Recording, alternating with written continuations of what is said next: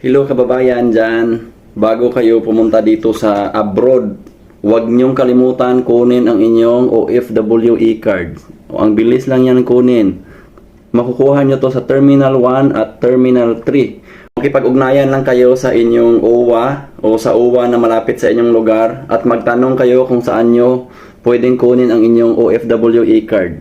So sa OFW e-card na na-receive ko, nakasulat dito ang ating pangalan, yung date of birth at yung Philippine address natin, at saka kung kailan ito ang date of issue. Kailan ang date of issue nakasulat dito. At sa likod naman, nakasulat dito ang contact number ng inyong in case of emergency. So nakasulat dyan at ang inyong contact number personal dyan.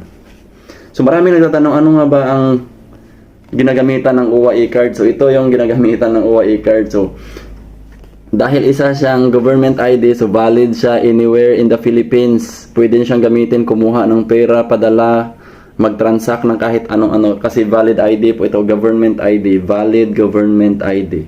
So except sa valid government ID, ano po yung benefit na pwede nating makuha dito? So meron din dito, dito sa airport, meron din silang OWA, itong card na to, na galing din sa OWA.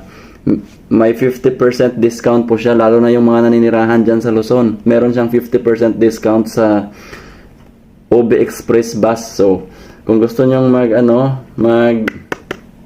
gusto nyong sumakay dyan sa mga bus dyan sa Robinson Santa Rosa, sa NAIA Terminal 1, 2, 3, and 4, galing dyan, papuntang Robinson Santa Rosa, sa Laguna, Araneta, Cubao, Ayala Malls, South Park, PTX, Victor Liner, Pasay, Robinson Galleria, Robinson Place, Manila, vice versa.